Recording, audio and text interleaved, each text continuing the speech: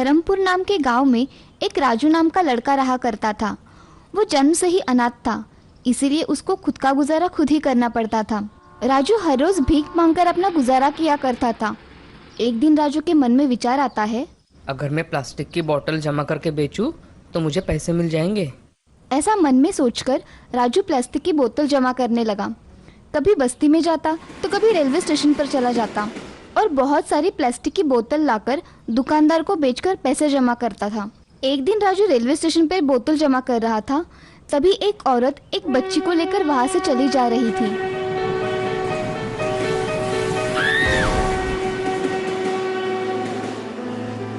राजू उसके पास भागते हुए गया और उसे उठाने लगा, मगर वो कब की इस दुनिया से जा चुकी थी।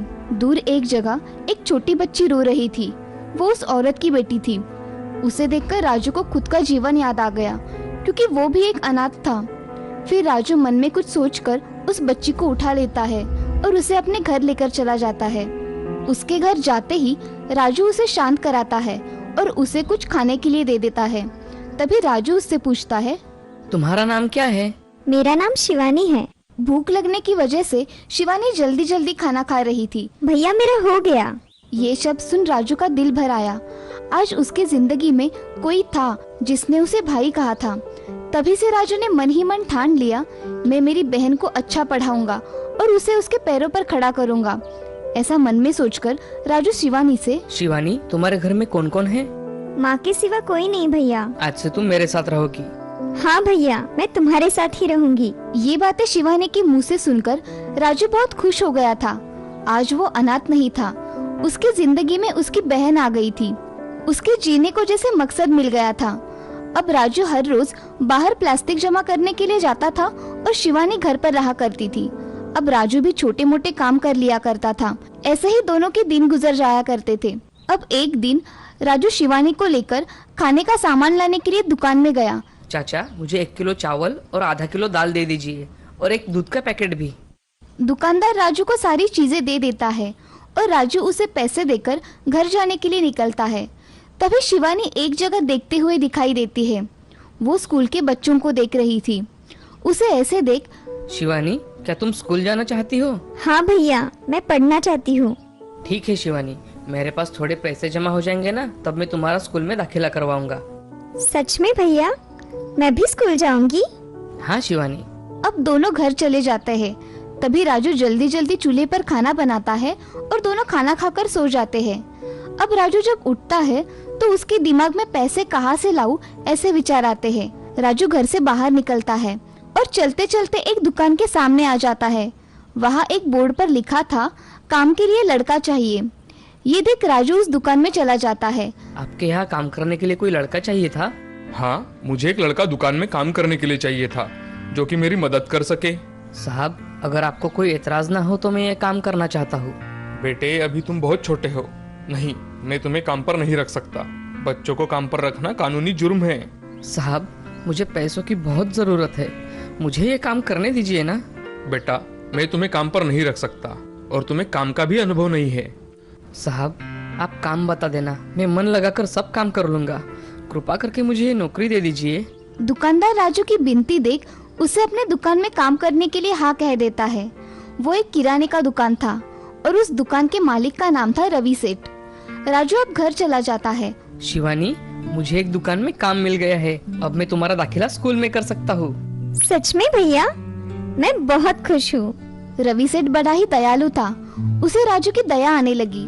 वो उसे दुकान के तौर तरीके सिखाने लगा और देखते ही देखते काम करते करते उसे एक महीना पूरा हो गया था और राजू को पूरे महीने की तनख्वाह 2000 रुपए मिली थी।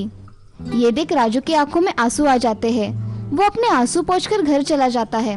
घर जाते ही राजू ये खुशखबरी शिवानी को सुनाने के लिए आवाज देता है। शिवानी, शिवानी, कहाँ हो तुम? मुझे तुम्हें कुछ बताना है। हाँ भैया, मैं यहाँ हूँ। कहो, क्या कहना चाहते हो? शिवानी, मेरी पहली तनख्वाह हुई है। चलो अब हम स्कूल देखने चले जाते हैं। पहले स्कूल का एडमिशन कर लेंगे। सच में भैया? चलो। राजू और शिवानी बहुत सारे स्कूल देखते हैं, मगर फीस ज्यादा होने के कारण कोई उनका एडमिशन नहीं लेता और कई स्कूल में उनके पालक नहीं है, इसलिए उन्हें एडमिशन नहीं मिलता। ये सब देख राजू बहुत दुखी हो जाता है। उसे अब एक ही रास्ता दिखाई देता है। वो कुछ सोचकर रवि सेठ के यहाँ चला जाता है। वहाँ जाकर रवि सेठ से, सेठ जी, मुझे आपसे कुछ काम था, क्या आप मेरी मदद कर देंगे? हाँ हाँ, बोलो ना राजू, क्या हुआ है? सेठ जी, मेरी बहन की स्कूल में एडमिशन करनी थी, इसलिए मैं यहाँ आया। मैं बहुत सारे स्कूल में गया मगर मेरी बहन को किसी ने एडमिशन नहीं दी। आपकी मदद हो जाती तो बड़ी कृपा होती। चल, मैं अभी तेरे बहन का एडमिशन करवा देता हूँ, आओ मेरे साथ। राजू और शिवानी रवि सेठ के साथ चले जाते हैं। रवि सेठ एक स्कूल में जाकर प्रिंसिपल से मिलते हैं। रवि सेठ प्रिंसिपल से, प्रिंसिपल सर, मैं यहाँ का दुकानदार हूँ। ये बच्चा मेरे यहाँ काम करता है। इसकी बहन पढ़ना चाहती है तो इसे स्कूल में एडमिशन करना है। इन बच्चों के कुछ डॉक्यूमेंट है या इनके माता पिता यहाँ है? अरे सर, मैं इनकी जिम्मेदारी लेता हूँ। इनके पास कोई डॉक्यूमेंट नहीं है। तुम इस लड़की का एडमिशन करवा दीजिए, आपकी बड़ी मेहरबानी होगी। ठीक है सेठ जी, आप कह रहे हो और आप इनकी जिम्मेदारी ले रहे हो तो मैं इन्हें स्कूल में एडमिशन दिलवा देता हूँ। फीस 2000 रुपये लगेगी। जी चलेगा सर। ये कब से स्कूल में आ सकती है? कल से ही भेज दीजिए। स्कूल 1 महीने पहले ही शुरू हो गया है, इसलिए कल से ही स्कूल में आने के लिए बताइए। धन्यवाद सर, अब मैं चलता हूँ। जी। ऐसा कहकर रवि सेठ स्कूल से बाहर आ गए और बाहर आते ही राजू को स्कूल का टाइम बता देते हैं और उसे स्कूल के कपड़े खरीदकर दफ्तर लाकर देते हैं और राजू से, राजू बेटा, मैंने तुम्हारे बहन का एडमिशन करवा दिया है। अब तुम इसे कल से स्कूल में लेकर आना, ठीक है? ठीक है मालिक। मालिक, मैं आपके पैसे थोड़े थोड़े करके सब चुका दूंगा। राजू बेटा, मैंने तुमसे पैसे मांगे हैं कभी? रहने दो। नहीं मालिक, मैं आपके सारे पैसे आपको वापस कर दूंगा। ठीक है, दे देना। मगर अब चलो घर जाओ, कल से इसे स्कूल लेकर आना है और दुकान भी तो आना है तुम्हें। हाँ सेठ जी, मैं चलता हूँ। ऐसा कहकर राजू और शिवानी वहाँ से चले जाते हैं। अब घर आकर राजू शिवानी से, देखा शिवानी, मालिक कितने अच्छे हैं, हमारी मदद कर दी उन्होंने। हाँ भैया, मुझे सच में यकीन नहीं हो रहा है कि मैं स्कूल में पढ़ने जाऊंगी। चलो शिवानी, हमें आज जल्दी जल्दी सब काम निपटाने पड़ेंगे और कल सुबह उठकर मुझे काम पर भी जाना है और तुम्हें स्कूल भी। चलो जल्दी जल्दी। हाँ भैया, चलो। ऐसा कहकर दोनों घर के काम कर डालते हैं और अगले दिन राजू शिवानी को लेकर स्कूल चला जाता है। उसे स्कूल में छोड़कर वो दुकान के लिए निकल जाता है। अब शिवानी स्कूल में जाकर अपने क्लास में बैठ जाती है और इधर राजू दुकान में आकर काम करने लगता है। तभी रवि सेठ दुकान में आकर राजू से, राजू, छोड़ा है तुम्हारे बहन को स्कूल में? हाँ मालिक, मैं उसे अभी छोड़कर आया हूँ। अच्छा राजू, क्या तुम पढ़ाई नहीं करना चाहते? मैं भी पढ़ाई करना चाहता हूँ मगर मेरी बहन पहली पढ़ेगी, बाद में मैं पढ़ूंगा। कितने अच्छे विचार है तुम्हारे। अगर तुम चाहो तो तुम भी स्कूल जा सकते हो। मैं अगर स्कूल में चला जाऊंगा तो दुकान में काम कौन करेगा मालिक? तुम ही काम करना। दुकान से जाने के बाद रात के स्कूल में तुम पढ़ सकते हो। सच में मालिक, ऐसा हो सकता है? हाँ राजू, मैं तुम्हारी एडमिशन रात के स्कूल में कर दूंगा। मालिक, मैं आपका शुक्रिया कैसे अदा करूं, मुझे यही समझ में नहीं आ रहा। मगर मालिक, इतने पैसे मैं कहाँ से लाऊंगा? मेरे पास इतने पैसे नहीं हैं। तेरे पास जब पैसे आएंगे ना, तब लौटा देना, ठीक है? ये सब बातें सुन राजू की आंखों से आंसू निकल आते हैं।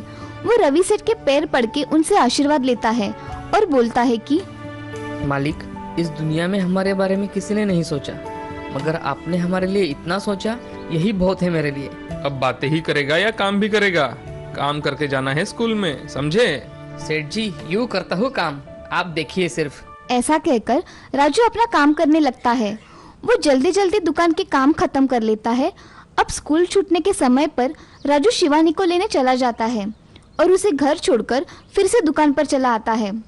अब दुकान का काम खत्म हो जाने के बाद वो घर चला जाता है।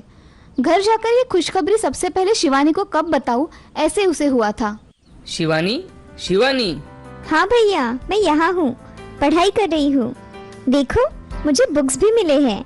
हाँ, बहुत अच्छे है बुक्स। मेरे पास तुम्हारे लिए एक और खुशखबरी है।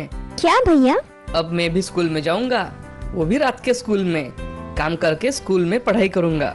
सच में भैया, तुम भी पढ़ाई करोगे? कितना अच्छा होगा। मैं बड़ी बनने के बाद तुम्हें काम नहीं करने दूंगी भैया। हाँ शिवानी, तू बड़ी बन के क्या बनेगी? भैया, मैं बड़ी बन के डॉक्टर बनूंगी।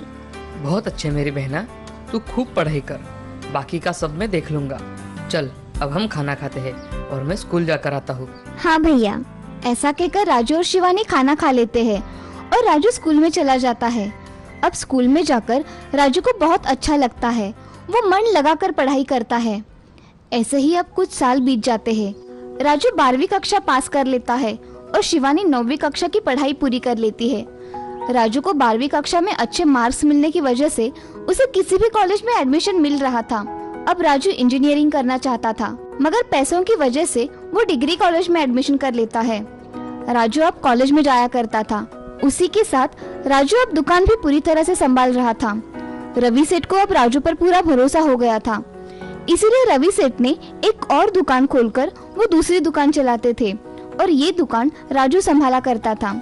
शाम के समय सारा हिसाब रवि सेठ को देकर राजू हर रोज घर आता था। अब रवि सेठ की दुकान बहुत अच्छे चलने लगी थी, इसीलिए रवि सेठ राजू पर खुश थे। अब कुछ दिनों में शिवानी भी 10वीं में पहले नंबर से पास हो जाती है। राजू को बहुत खुशी होती है। राजू शिवानी को डॉक्टर बनाना चाहता था। उसे डॉक्टर बनाने के लिए राजू को बहुत सारे पैसे जमा करने थे, इसीलिए राजू अब थोड़े थोड़े पैसे जमा करने लगा। अब राजू डिग्री पूरी कर लेता है। अब वो नया जॉब ढूंढ लेता है। उसे अच्छी पगार की नौकरी मिल जाती है। अब राजू दुकान की नौकरी छोड़कर कंपनी में काम करने लगता है। शिवानी अब 12वीं की कक्षा पास होकर उसका जिले में पहला नंबर आता है। स्कूल में शिवानी का सत्कार होता है। शिवानी घर चली जाती है। तब राजू मिठाई लेकर घर आता है। शिवानी को देख उसे बहुत खुशी होती है। वो शिवानी से, शिवानी, आज मैं बहुत खुश हूँ। तुमने आज 12वीं कक्षा में जिले में पहला नंबर लाकर मेरा सर ऊंचा कर दिया है। ये सब आपकी वजह से हुआ है भैया। चल अब मिठाई खा। तुम भी खाओ ना भैया। कुछ महीनों बाद शिवानी का एडमिशन MBBS के लिए हो जाता है। अब कुछ साल ऐसे ही बीत जाते हैं। शिवानी अब डॉक्टर बन जाती है और एक अच्छे हॉस्पिटल में जॉब भी कर रही है। राजू रवि सेठ को एक खुशखबरी देने के लिए उनकी दुकान में चला जाता है। मालिक, कहाँ हो मालिक? आओ राजू, कैसे आना हुआ आज? मालिक, शिवानी डॉक्टर बन गई है, इसलिए आपको मिठाई देने आया था। ये बहुत अच्छा हुआ है राजू, आखिर तुम्हारा सपना पूरा हो ही गया। हाँ सेठ जी, ये लीजिए मिठाई। ऐसा कहकर राजू सेठ जी के हाथ में मिठाई का बॉक्स रख देता है और जाने के लिए निकलता है। तभी सेठ जी चक्कर आकर गिर जाते हैं। उन्हें देख राजू उन्हें उठाने की कोशिश करता है, मगर वो बेहोश हो जाते हैं। राजू उन्हें जल्दी हॉस्पिटल में लेकर जाता है। शिवानी उन्हें देखकर बताती है, भैया इन्हें हार्ट अटैक आया है, अभी ऑपरेशन करना पड़ेगा, इनके घर वालों को बताना पड़ेगा। तो रवि सेठ के घर फोन कर सारी बात बता देता है। थोड़ी देर बाद उनकी पत्नी और उनका बेटा वहाँ आ जाता है। अस्पताल में उनका ऑपरेशन होता है। ऑपरेशन होने के बाद उनके पास उनकी पत्नी, बेटा, राजू और शिवानी थी। अब रवि सेठ को होश आ जाता है। अब आपको ठीक लग रहा है? हाँ डॉक्टर, अब मुझे ठीक लग रहा है। आप अब आराम कीजिए। राजू, मैं इस अस्पताल में कैसे? मालिक, आपको चक्कर आ गया था, इसलिए आपको मैंने हॉस्पिटल में एडमिट करवाया, तो तभी पता चला आपको हार्ट अटैक आया है। अब आपका ऑपरेशन हो चुका है, और हाँ, आपका ऑपरेशन शिवानी ने ही किया है। राजू, तुम्हारा बहुत बहुत धन्यवाद। तुम दोनों ने मेरे लिए कितना किया। सेठ जी, आपने जो हमारे लिए किया उसके बदले में ये तो कुछ भी नहीं है। मैं आपके ठीक होने तक दोनों दुकान संभाल लूंगा, आप चिंता मत कीजिए। आपने हमारे लिए जो किया है वो तो हम बता भी नहीं सकते। आप हमारे भगवान हैं सेठ जी। आप आराम कीजिए, किसी भी चीज की कोई जरूरत हो तो मुझे आवाज दे देना। रवि सेठ अपनी पत्नी शीला से, देखा शीला, इन बच्चों ने मेरे लिए कितना किया है। इन बच्चों ने हमारे लिए बहुत किया है। मैं तो इनका शुक्रिया कर रही थी, तो बोलते हैं कि अपनों से कोई शुक्रिया कहता है क्या। हमें आज एक और बेटा और बेटी मिल गई जी। हाँ शीला, तुम सही कह रही हो। आज से हम इन दोनों को हमारे घर में रहने के लिए बुलाएंगे। हम एक परिवार बन के रहेंगे। आपने मेरी मन की बात कह दी जी। राजू, तुम और शिवानी मेरे घर हमेशा रहने के लिए आ सकते हो, मेरा बेटा और बेटी बन के। ये सब बातें सुन राजू और शिवानी की आंखें भर आई। उन दोनों को आज परिवार मिल गया था। देखा दोस्तों, मन में अगर ठान ले तो हम नामुमकिन चीज हासिल कर सकते हैं। हमारे हौसले उतने बुलंद होने चाहिए। राजू ने अपनी बहन को डॉक्टर बनाया, उसकी सपनों की वजह से। गरीब होने से कुछ नहीं होता, हमारे इरादे बुलंद होने चाहिए। इरादे अगर बुलंद हो तो हमें हमारी उड़ान जरूर मिल जाती है और उस मंजिल तक पहुंचने का रास्ता भी मिल जाता है।